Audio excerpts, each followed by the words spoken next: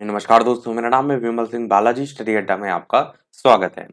Super TET 2022 के लिए complete course हम आपको करा रहे हैं। तो विज्ञान की बैक टू बैक क्लासेस चल रही हैं। इससे पहले क्लास नंबर 39 में पर्यावरण और प्राकृतिक संसाधन ये हमारा चैप्टर चल रहा था।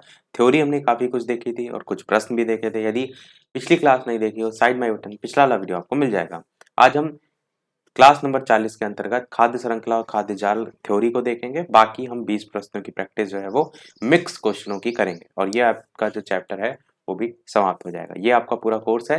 ये जो रेड कलर से लिखा है ये हमारा चैप्टर चल रहा है। इससे पहले की सारी चीजें नहीं देखी हो तो कंप्लीट प्लेलिस्ट डिस्क्रिप्शन में आपको अलग से जो है वो मिल जाएगी। प्लेलिस्ट में जाकर भी आप देख सकते हैं। सुपर टेट साइंस नाम से बनी हुई है प्लेलिस्ट।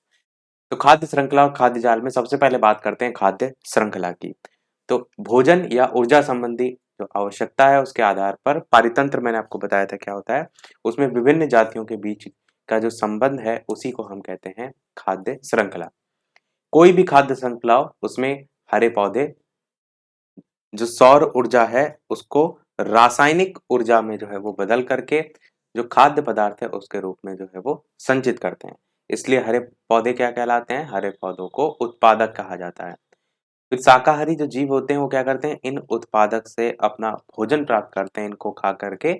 तो प्रथम श्रेणी के जो उपभोक्ता हैं उसमें आपका कौन आ जाते हैं? यही शाकाहारी।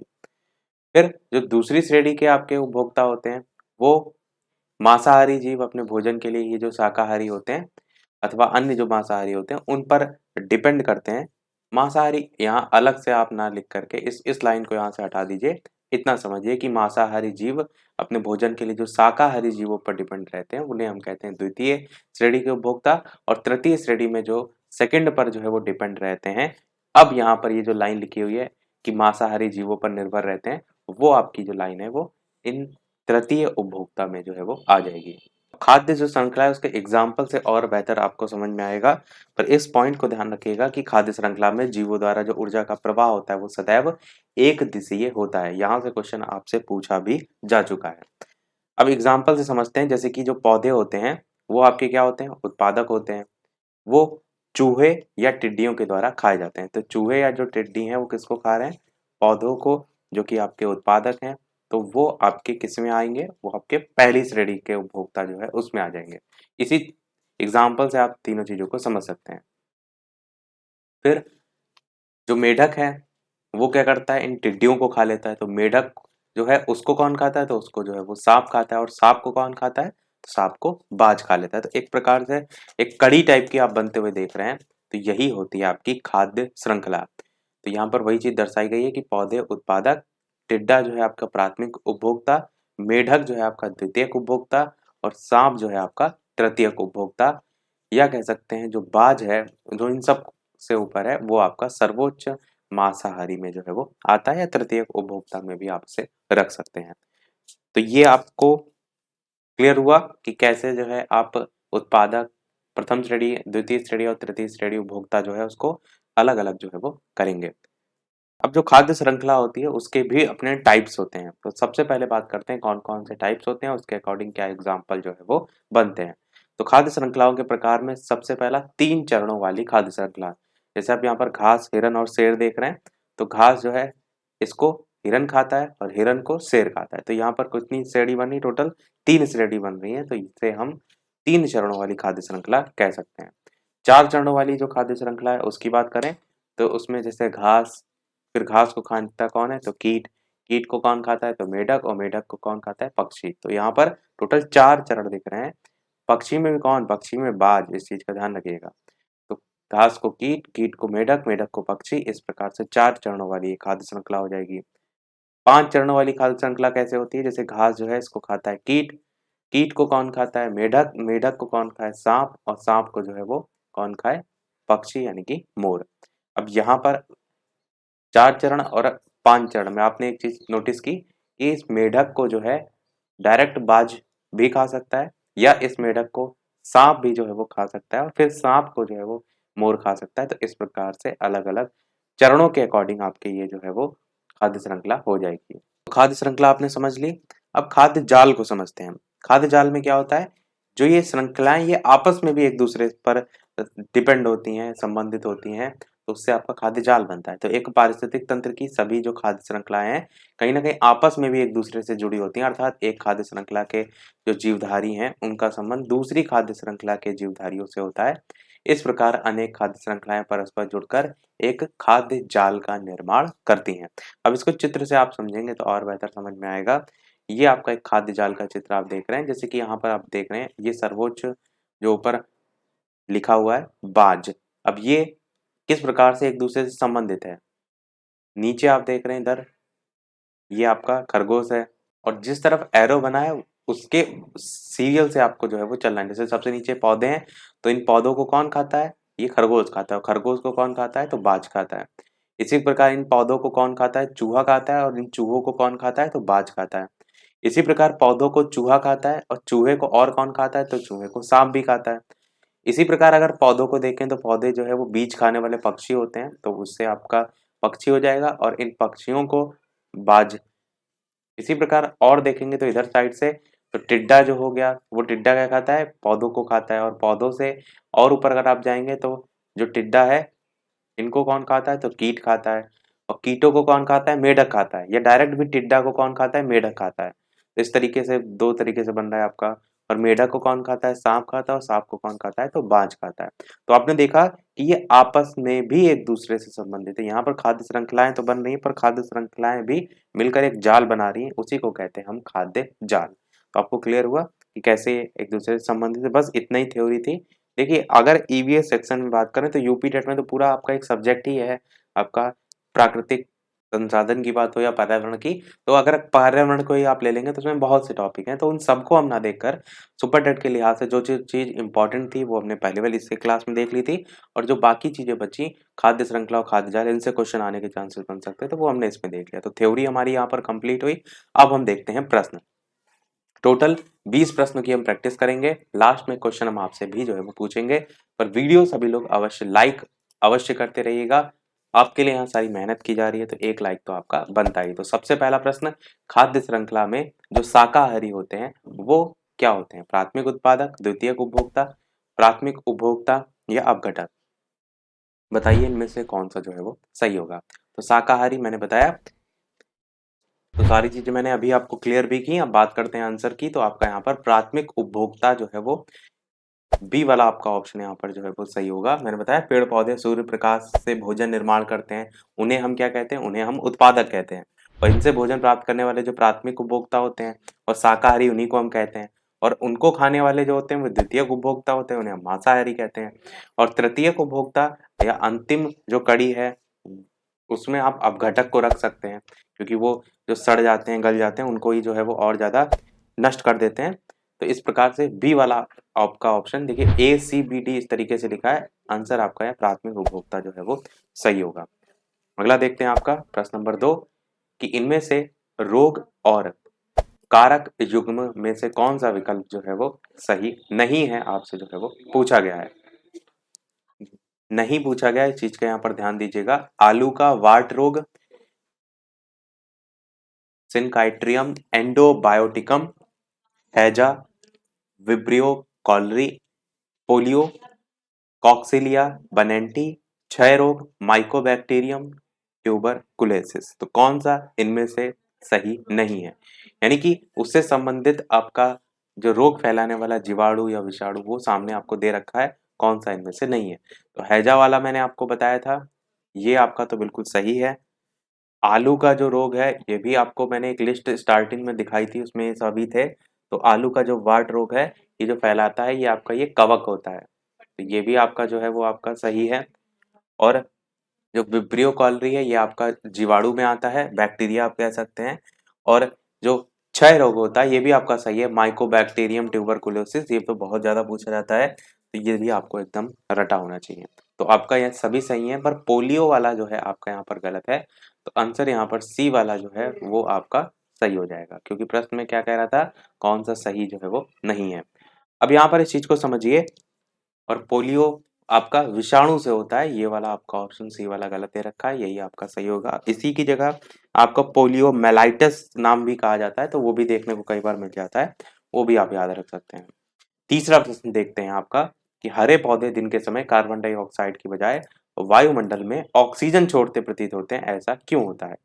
हरे पौधे केवल रात के समय श्वसन करते हैं, ये कारण होता है, या फिर हरे पौधे दिन के समय श्वसन करते हैं पर रात के समय प्रकाश संश्लेषण करते हैं। तीसरा है कि दिन के समय प्रकाश संश्लेषण की जो दर होती है वो श्वसन की दर से अधिक होती है। और चौथा कह रहा है हरे पौधे रात के समय श्वसन नहीं करते हैं। तो कौन सा इनमें से जो है वो सही होगा? आंसर की बात करते हैं तो आपका आंसर सी वाला यहाँ पर जो है वो सही होगा। यानी कि दिन के समय प्रकाश संश्लेषण की जो दर होती है वो श्वसन की दर से जो है वो ज्यादा होती है, तो इसलिए आपका ये ऑप्शन सही होगा। इसलिए आप कह सकते हैं कि हरे पौधे जो होते हैं वो दिन के समय जो है वो कार्बन डाइऑक्साइड की बजाय वायुमंडल में ऑक्सीजन जो है वो छोड़ते हुए प्रतीत होते हैं। अगला देखते हैं आपका चौथा प्रश्न कि ग्रीन हाउस प्रभाव जिससे वायुमंडलीय तापमान जो है वो बढ़ रहा है, इसका कारण क्या होता है? नाइट्रोजन होता है, कार्बन डाइऑक्साइड होता है, सल्फर होता है या ऑक्सीजन होता है? बताइए इनमें से कौन सा सही होगा। ग्रीन हाउस प्रभाव जिससे वायुमंडलीय जो टेम्परेचर है वो बढ़ रहा है, तो ग्रीन हाउस प्रभाव जो है उसके द्वारा कोई ग्रह जो है उसका जो एटमॉस्फेयर होता है, वातावरण होता है, उसमें मौजूद कुछ गैसें होती हैं जो कि उस ग्रह के वातावरण का जो तापमान है उसको अपेक्षाकृत बढ़ाने का काम करती है। और ग्रीन हाउस जो प्रभाव है उसके लिए कौन कौन सी गैस है मैंने कई बार आपको बताई है, जिसमें आपका मीना का जलवा ग्रीन हाउस गैस ट्रिक भी बताई है। तो उसमें कार्बन डाइऑक्साइड जिसके कारण तापमान बढ़ता है, वो यहाँ पर देखिए बी ऑप्शन में दे रखा है, तो यही आपका ऑप्शन यहाँ पर जो है वो सही होगा। बाकी मीना में मी से मीथेन हो जाता है, ना से नाइट्रोजन नहीं होता है, नाइट्रस ऑक्साइड होता है। देखिए ऑप्शन में आपको घुमाने के लिए यहाँ पर नाइट्रोजन दे रखा है, नाइट्रस ऑक्साइड जो है आपका होता है। मीथेन में मी से मीथेन, और मीना का ना जो है उससे नाइट्रस ऑक्साइड, और जलवा से जलवाष्प होता है, और मीना का जो है उससे कार्बन डाइऑक्साइड होता है। यहाँ पर कार्बन डाइऑक्साइड दे रखा है तो ये आपका सही हो जाएगा। बाकी सीएफसी भी आपका ऑप्शन में देखने को मिलता है, ये भी आपको पता होना चाहिए। ये सभी आपका बी वाला ऑप्शन जो है सही हो जाएगा, और ये सभी गैसों के नाम आपको रटे होने चाहिए। पांचवा है कि जब सीएनजी या एलपीजी का पूर्ण दहन होता है तब उत्पाद जो है वो कौन से बनते हैं? CO2 और H2O, CO2 SO2 और H2O, केवल CO2 या फिर CO2 CO H2O? बताइए कौन सा सही होगा। तो सीएनजी और एलपीजी दोनों गैसों का पूर्ण दहन करते हैं तो क्या बनता है? बिल्कुल आपका CO2 और H2O जो है बनता है, तो आपका ए वाला ऑप्शन यहाँ पर सही होगा। और सीएनजी जो है ये आपकी एक प्राकृतिक गैस आप कह सकते हैं होती है, और इसमें क्या मिला रहता है? तो हाइड्रोकार्बन मिला होता है। और एलपीजी में क्या मिला रहता है? तो एलपीजी में दो चीजें कौन कौन सी, एक आपका प्रोपेन और एक आपका ब्यूटेन। ये दोनों आपको रटे होने चाहिए, यहाँ से क्वेश्चन पूछा जाता है, पर कहीं कहीं पेंटेन भी दिया रहता है, कहीं कहीं इसके आगे आदि भी लगा रहता है, पर प्रोपेन और ब्यूटेन मुख्यतः ऑप्शन 2 अधिकतर देखने को मिलते हैं। तो आपका आंसर यहाँ पर ए वाला जो है वो सही होगा। छठा प्रश्न देखते हैं कि भूतापीय ऊर्जा एक वैकल्पिक ऊर्जा स्रोत है, ऊर्जा के लिए सर्वाधिक संभाव्य क्षेत्र कौन सा है?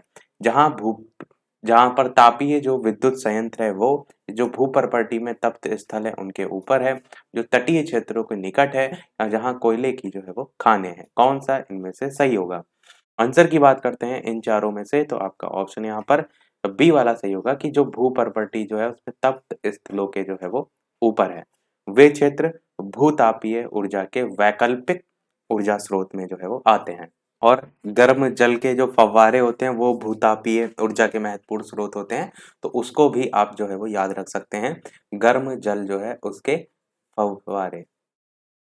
शॉर्ट में मैंने यहाँ पर लिख दिया है, तो बी वाला आपका ऑप्शन सही होगा। अगला देखते हैं सातवां प्रश्न, वनों के संरक्षण के लिए एक सफल कार्यनीति आवश्यक है, ये जो कार्यनीति है इसमें शामिल होना चाहिए उपभोक्ता उपभोक्ता जो है उनका बचाव, उच्चतम पोषी स्तर के जंतुओं अर्थात सीड्स के मांसाहारी जो है उनका बचाव क्योंकि वे शाकाहारियों पर सीधे निर्भर होते हैं, या फिर वनों के सभी भौतिक और जैविक संगठक जो है उनके संरक्षण के लिए व्यापक कार्यक्रम, या शाकाहारी जो है उनका बचाव?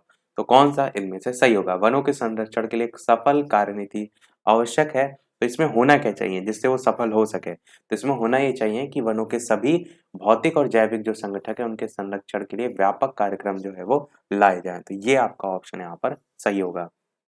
अगला देखते हैं आपका, इनमें से कौन सा समाप्त होने वाले प्राकृतिक संसाधनों का युगल है? कोयला तथा मृदा, पेट्रोलियम तथा जल, खनिज तथा वन्यजीव, प्राकृतिक गैस तथा सूर्य का प्रकाश। तो बताइए इनमें से कौन सा जो है सही होगा, इनमें से कौन सा समाप्त होने वाले प्राकृतिक संसाधनों का युगल है। आंसर की बात करते हैं इन चारों में से, तो खनिज और वन्यजीव आपका जो है ऑप्शन यहाँ पर सही होगा। जो समाप्त होने वाले, एक टाइम आप यूज करते रहे तो एक टाइम ऐसा आएगा जब वो समाप्त हो जाएंगे। तो खनिज जो है एक सीमित भंडार में जो है वो आते हैं। मैंने बताया था ना, जिनका प्रकृति में पुनः नवीनीकरण नहीं किया जा सकता, वो सब इसमें जो है वो आते हैं। तो इसलिए देखा यह जाता है कि भविष्य की पीढ़ियों के लिए वो चीज जो है वो बची रहे, इस तरीके से उस चीज का जो है इस्तेमाल जो है वो किया जाए। जैसे आपका कोयला हो गया, पेट्रोल हो गया, और एक खनिज हो गया, वन्यजीव हो गया, इस तरीके से। तो सी वाला आपका ऑप्शन यहाँ पर सही हो जाएगा। अगला प्रश्न नवा है कि इनमें से खरीफ फसलों का समुच्चय जो है आपको बताना है। खरीफ, जायद, सारी हम ट्रिक में बता चुके हैं, जीके वाली प्लेलिस्ट में आपको मिल जाएगी। तो बताइए कौन सा सही होगा।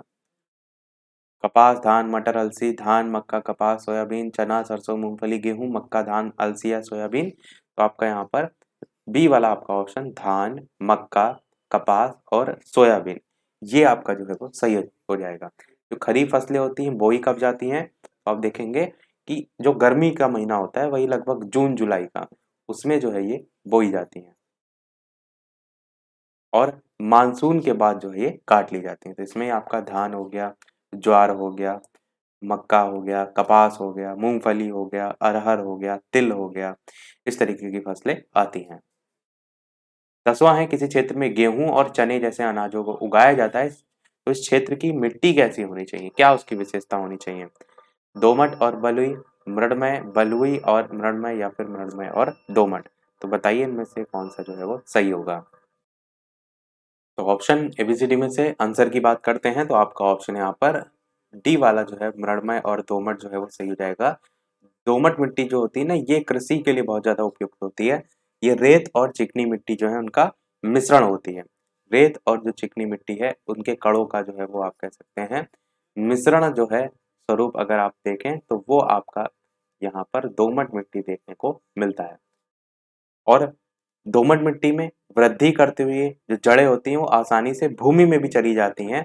तो अगर कड़ी मिट्टी होगी तो उसमें नहीं जा पाएंगे, इसलिए इस तरीके से थोड़ा सा रेतीली टाइप होना भी, जिसको हम भुरभुरी मिट्टी कहते हैं, वो होना भी जरूरी होता है। अच्छा, कौन सी जो फसलें हैं वो इसमें अच्छी पैदावार होती है, तो गेहूं हो गया, बाजरा हो गया, जौ हो गया, या जो दलहनी फसलें आती हैं वो भी आपका यहाँ पर आ जाती हैं। अगला देखते हैं 11 प्रश्न कि समुद्र समीर का कारण जो है वो क्या होता है। दिन के समय स्थल का समुद्र जल की अपेक्षा शीघ्र जो है वो गर्म होना, या दिन के समय समुद्र जल का स्थल की अपेक्षा शीघ्र जो है वो गर्म होना, या रात्रि में समुद्र जल की तुलना में स्थल का धीमी गति से ठंडा होना, या रात्रि में स्थल की तुलना में समुद्र जल का धीमी गति से ठंडा होना। तो बताइए इनमें से कौन सा जो है वो सही होगा। आंसर की बात करते हैं तो आपका यहाँ पर पहला ही ऑप्शन सही हो जाएगा, यानी कि दिन के समय स्थल का समुद्र जल की अपेक्षा जो है वो शीघ्र गर्म हो जाना, ये आपका जो है वो बिल्कुल सही होगा। क्योंकि दिन के समय सूर्य चमकता है सीधे, और समुद्र की अपेक्षा स्थल जो है आपका आसानी से गर्म हो जाता है। और स्थल की वायु भी क्या होती है, समुद्र की वायु से अधिक गर्म हो जाती है। और वायु का ये गुण होता है कि जब वो गर्म होती है तो ऊपर उठती है, या आप कह सकते हैं फैलती है। और जब ऊपर उठती है, उठेगी ऊपर तो हल्की हो जाएगी, और हल्की होकर क्या होती है, जहां से हट गई है वहां पर कैसा वायु भार हो जाएगा, निम्न वायु भार हो जाएगा। और समुद्र पर अगर आप कहेंगे तो वहां उच्च वायु भार की स्थिति उत्पन्न हो जाएगी। तो इस प्रकार दिन का जो टाइम होता है उसमें समुद्र से स्थल की ओर आर्द्र और ठंडी वायु जो है वो चलती है। इस चीज को थोड़ा सा ऐसे भी समझिए कि यहाँ पर आपका जो है वो समुद्र है, और इधर साइड जो है ये आपका स्थल है। अब जब सूरज की रोशनी जो है वो पड़ेगी एकदम सीधी, तो जो समुद्र होता है इसका पानी, इसको गर्म होने में भी समय लगेगा और ठंडा होने में भी समय लगेगा। स्थल की बात करें तो जल्दी से ठंडा हो जाता है, जल्दी से गर्म हो जाता है, इस तरीके का उसका जो है वो नेचर होता है। तो अगर दिन के समय की बात करें जहाँ पर तेज धूप होती है, तो वहां पर स्थल क्या होगा, जल्दी से गर्म होगा। जब यहाँ पर जल्दी से गर्म होगा, क्योंकि यहाँ की जो वायु होगी वो भी गर्म हो जाएगी। और जब वायु का ये नेचर होता है कि वायु जब ठंडी होती है तब तो नीचे रहती है, पर अगर जब गर्म होती है तो गर्म होकर के जो है वो ऊपर उठती है। और गर्म होगी जब ऊपर उठेगी, जब गर्म वायु ऊपर होगी तो इसकी जगह कौन सी लेगी? तो समुद्र से आने वाली ठंडी वायु, क्योंकि ये नीचे जगह खाली होगी, यहाँ पर वायु दाब जो है वो वायु भार जो होगा वो निम्न वायु भार होगा, तो इसकी जगह कौन सा लेगा? यहाँ पर नीचे आपकी फिर ठंडी जो वायु है वो आपकी जगह ले लेगी। वही चीज यहाँ पर कह रहा है, समुद्र समीर का कारण क्या होता है? दिन के समय स्थल का समुद्र जल की अपेक्षा शीघ्र गर्म होना। तो यहाँ पर जो स्थल होता है वो जल्दी से गर्म हो जाता है, ये कारण होता है। और समुद्र समीर कहते ही इसे हैं कि दिन के समय समुद्र से जो है वो स्थल की ओर आर्द्र और ठंडी वायु जो है वो चलती है। तो वो आपका 11 हो गया प्रश्न। 12वें प्रश्न की तरफ बढ़ते हैं कि टार्टरिक अम्ल पाया जाता है नींबू में, आंवला में, कच्चे आमों में, अंगूरों में। तो 4 ऑप्शन दे रखे हैं, ए और बी और सी, केवल डी या फिर ए और सी। बताइए कौन सा सही होगा। टार्टरिक अम्ल जो है वो किस में पाया जाता है? आंसर की बात करते हैं तो केवल और केवल जो है ये अंगूरों में जो है वो पाया जाता है। तो यहाँ पर आंसर अगर आप देखेंगे अंगूर डी वाला दे रखा है, तो केवल डी वाला यहाँ पर जो है वो सही होगा। नींबू जो है इसमें साइट्रिक अम्ल पाया जाता है, आंवला जो है इसमें भी साइट्रिक अम्ल पाया जाता है, कच्चे आम जो है उसमें भी साइट्रिक अम्ल पाया जाता है। तो यहाँ पर केवल और केवल डी जो है आपका ऑप्शन सही होगा। अगला देखते हैं आपका प्रश्न नंबर 13। इनमें से कौन सा विकल्प सौपोषी जो है उनके समूह को दर्शाता है? तुलसी, शैवाल, अमरबेल, शैवाल, पालक, टमाटर, केला, शैवाल, अमरबेल, केला, आम, पालक, छत्रक, टमाटर, इष्ट। इस प्रकार से 4 ऑप्शन है। तो बताइए कौन सा विकल्प स्वपोषियों के समूह को दर्शाता है? स्वपोषी होते क्या है? स्वपोषी उन्हें कहते हैं जो अपना भोजन जो है वो स्वयं बनाते हैं। तो यहाँ पर अगर आंसर की बात करते हैं तो आपका बी वाला ऑप्शन सही होगा, शैवाल, पालक, टमाटर, केला। ये आपका जो है यहाँ पर सही होगा। अगला देखते हैं 14 प्रश्न कि किसके जलने से सबसे अधिक वायु प्रदूषण होता है? कोयला, सीएनजी, एलपीजी, हाइड्रोजन। बताइए कौन सा इनमें से सही होगा। आंसर की बात करते हैं तो सीएनजी भी नहीं होगा, एलपीजी भी नहीं होगा, हाइड्रोजन भी नहीं होगा, कोयला आपका सही होगा। कोयले के जलने से अगर इनका कंपैरिजन करेंगे तो सबसे ज़्यादा जो हाइड्रोकार्बन्स होते हैं वो मुक्त होंगे, या वायु प्रदूषण की अगर कंपैरिजन में बात करें तो सबसे ज़्यादा वायु प्रदूषण देखने को मिलेगा। और कार्बन डाइऑक्साइड भी सबसे ज़्यादा निकलेगी कोयला जब आप जलाते हैं, तो वो भी हानिकारक होता है। 15 प्रश्न आपका है, सही मिलान करना है। एक तरफ खंड 1 दे रखा है, खंड 2 दे रखा है, जड़, तना, बीज, फल, मूंगफली, सेब, गन्ना, गाजर, नीचे विकल्प भी दे रखे हैं। सही मिलान करना है और बताना है कौन सा जो है वो यहाँ पर सही होगा। तो जड़ की बात करें तो ये आपका गाजर में होती है, तो ये आपका फोर्थ वाले से मैच हो जाएगा। तना की बात करें तो तना जो है आपका ये गन्ना में होता है, तो ये आपका थर्ड वाले से मैच हो जाएगा। बीज जो है ये आपका मूंगफली का रूप होता है, तो इस प्रकार से हो जाएगा। फल जो है आपका सेब होता है, तो ये आपका हो जाएगा। मैंने बताया भी था इस टाइप का क्वेश्चन आता है जिसमें ये पूछा जाता है कि वो जो पर्टिकुलर कोई भाग है या कोई पौधा का कोई फल है वो किस से प्राप्त होता है, बीज से, जड़ से, ऐसे क्वेश्चन बनते हैं। उसी टाइप का ये लगभग प्रश्न है। तो यहाँ पर आंसर कौन सा होगा? 4 पहले है, फिर 3 है, फिर 1 है, फिर 2 है, तो 4 3 1 2 बी वाले ऑप्शन में दे रखा है। ये आपका जो है ऑप्शन यहाँ पर सही हो जाएगा। अगला देखते हैं, प्रकाश संश्लेषण की जो क्रिया है उसको किस समीकरण के द्वारा जो है वो दर्शाया जाता है? CO2 plus H2O, CH2O plus O2। इस प्रकार अलग अलग 4 समीकरण दे रखे हैं, आपको बताना है कि कौन सा यहाँ पर जो है वो सही होगा प्रकाश संश्लेषण की क्रिया के संदर्भ में। आंसर की बात करते हैं तो आपका ऑप्शन यहाँ पर बी वाला 6CO2 प्लस 12H2O मिलकर क्या बनता है? C6H12O6 plus 6O2 plus 6H2O। ये आपका जो है यहाँ पर सही होगा। और यहाँ पर जो रिएक्शन होती है इसमें 2 चीजें रहती हैं, एक तो आपका सूर्य का प्रकाश और दूसरी चीज जो है वो क्लोरोफिल। तो सूर्य का प्रकाश आप देखेंगे तो एरो के ऊपर लिखा रहता है, और नीचे आप देखेंगे तो क्लोरोफिल जो है वो लिखा रहता है, क्योंकि इसी के ही प्रेजेंस में आप देखते हैं जो प्रकाश संश्लेषण की क्रिया होती है वो संपन्न होती है। और C6H12O6 ये क्या है? ये आपका जो है वो ग्लूकोज है। और 6O2 और 6H2O ये चीज मैंने आपको पहले भी बताई है कि ये जो है वो बैलेंस होनी चाहिए दोनों तरफ। ये अभी आपको देखना होगा, यहाँ पर आपको ऑक्सीजन देखना है, बाईं तरफ भी ऑक्सीजन देखना है, तो बराबर होना जरूरी है। अगला देखते हैं प्रश्न नंबर जो है वो 17। प्रकाश संश्लेषण में उपोत्पाद के रूप में मुक्त ऑक्सीजन का स्रोत जो है वो क्या है? कार्बन डाइऑक्साइड, जल, ग्लूकोज, क्लोरोफिल। बताइए कौन सा सही होगा। आंसर की बात करते हैं इन चारों में से, तो प्रकाश संश्लेषण में उपोत्पाद के रूप में आपका स्रोत जो है वो जल आपका जो है वो सही होगा।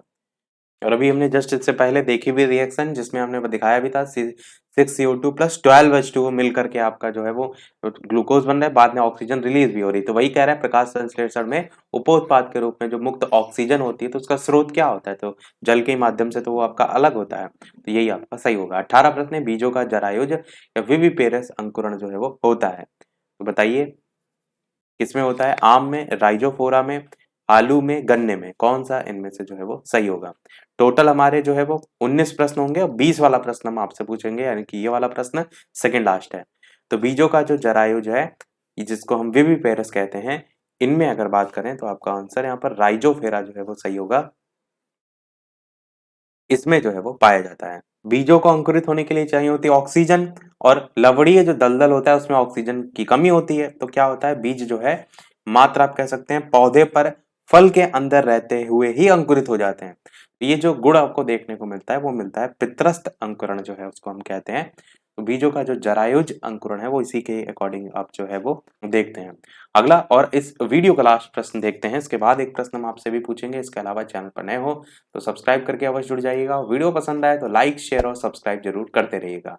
तो इनमें से कौन सा एक विस्मांगी मिश्रण नहीं है वो आपको बताना है, हवा या फिर दूध या फिर धुआं या फिर जैली। तो बताइए क्या होता है विस्मांगी मिश्रण। तो वह मिश्रण जिसके प्रत्येक भाग में उसके जो अवयवी पदार्थ होते हैं उनका संगठन गुण समान हो तो उसे हम समांगी कहते हैं, और जब ना समान हो तो उसे हम विस्मांगी कहते हैं। और समांगी मिश्रण में आप ये भी विशेषता देखते हैं कि अगर वो मिल गया आपस में घुल गया तो उसे आप नग्न आंखों से नहीं देख सकते। जैसे चीनी का जल में अगर आप घोल देते हो तो घुल जाती है, तो आप फिर उसे अलग अलग नहीं देख सकते, तो वो समांगी मिश्रण में है। पर अगर आप पानी के ग्लास में बालू घोरते हैं तो क्या वो घुल जाती नहीं, अलग अलग रहती है। तो वो आपका विस्मांगी मिश्रण का उदाहरण जो है वो होता है। तो हवा दूध धुआं जैली में आंसर की बात करते हैं तो यहाँ पर आपका आंसर हवा जो है वो सही हो जाएगा, ऑप्शन नंबर ए वाला। ध्यान दीजिएगा प्रश्न में नहीं पूछा गया है, ये आपका आंसर होगा, मतलब कहने का ये है कि ये विस्मांगी मिश्रण जो है आपका नहीं है। हवा में आप देखते हैं तो उसमें जो अलग अलग गैसें होती हैं उनका जो परसेंटेज होता है वो फिक्स होता है, तो उसके अकॉर्डिंग चीजें आपकी होती हैं। अगर बात करें दूध में तो दूध में आपका जल प्रोटीन और वसा इनका मिश्रण होता है, और आपका धुआं हो गया, रक्त हो गया, जैली हो गया, बादल है, बारूद है, मिट्टी है, ये सब विस्मांगी मिश्रण के उदाहरण होते हैं। तो ये सब आपके बहुत पूछे जाते हैं, जितने भी आप यहाँ देख रहे हैं इनको ध्यान रखिएगा, क्योंकि इनके जो कणों के गुण होते हैं वो एक समान नहीं होते हैं। इनके जो कण है उनके जो अवयव हैं आप उनको नग्न आंखों से नहीं देख सकते हैं, तो वो सब रीजन हो जाएंगे। कुल मिलाकर आंसर आपका यहाँ पर ए वाला जो है वो सही होगा। सभी प्रश्न हुए हमारे समाप्त। लाइव टाइमिंग शाम के 8 बजे की है, तो लाइव जो आप वीडियो देख रहे हैं टॉपिक वाइज उसको आकर देख सकते हैं। अब एक प्रश्न आपके लिए भी, जैसे कि सभी वीडियो में हम आपसे एक ना एक प्रश्न पूछते हैं। अच्छा ये वाला प्रश्न हम भी आपको बता देते हैं क्योंकि थोड़ा सा ट्रिकी टाइप का है, तो इसको ऑप्शन में बताने में दिक्कत होगी। अगला वाला क्वेश्चन हम आपसे पूछ लेंगे 21 नंबर एक और अलग से। तो तड़ित भूस्खलन गर्जन सुनामी बाढ़, इनमें आपको क्या करना है, पदों पर विचार करना है। तो इनमें क्रम दे रखा है बी डी और ई, बी और डी, ए बी सी या केवल बी। तो किसी आधार पर आपको क्या करना है, इनको अलग करना है, और वही ऑप्शन यहाँ पर दे रखे हैं। अब देखिए तड़ित हो गया, भूस्खलन हो गया, गर्जन हो गया, सुनामी हो गया और बाढ़ हो गया। तो अगर आप भूस्खलन को देखेंगे ये, और अगर आप सुनामी को देखेंगे ये, तो ये दोनों चीजें किससे होती हैं, बिल्कुल भूकंप से होती हैं, और भूकंप से आने वाली प्राकृतिक आपदाओं में आती हैं। तो इस आधार पर आप दोनों को अलग कर सकते हैं। तड़ित हो गया, गर्जन हो गया, तो सब आसानी से आप अलग कर सकते हैं। बाढ़ की अगर बात करें तो उसको आप इसमें नहीं रखेंगे, तो बी और डी वाला ऑप्शन यहाँ पर बी दे रखा है, तो ये आपका यहाँ पर जो है वो सही होगा। सुनामी हमने रखा है, बाढ़ को जो है वो नहीं रखेंगे। तो ये हमने देख लिया। अब 21 नंबर वाला यानी कि इसके बाद वाला क्वेश्चन हम आपसे पूछते हैं, जैसे कि सभी वीडियो में हम आपसे एक ना एक प्रश्न पूछते हैं, और जो ये प्रश्न हम पूछ रहे हैं ये हम आपको कल वाली क्लास में करा भी चुके हैं। केवल आप कितना ध्यान से चीजों को याद कर पा रहे हैं, याद है आपको पिछली चीजें, उसके लिए इस क्वेश्चन को हमने रखा है कि किस अंग के भीतर पित्ताशय स्थित होता है, अग्नाशय, यकृत, वृक्क या छोटी आंत, इन चारों में से कौन सा सही होगा। अपना आंसर वीडियो के मेन कमेंट में टाइप करके बताइएगा। लाइव टाइमिंग मैंने बता ही दी, दोपहर के 3 बजे और शाम के 8 बजे, तो लाइव आकर भी वीडियो आप देख सकते हैं, प्रश्नों की प्रैक्टिस कर सकते हैं। तो आज के वीडियो में इतना ही रखते हैं, मिलते हैं अगले वीडियो में कुछ नए प्रश्नों के साथ, नए टॉपिक के साथ। तब तक के लिए नमस्कार, जय हिंद।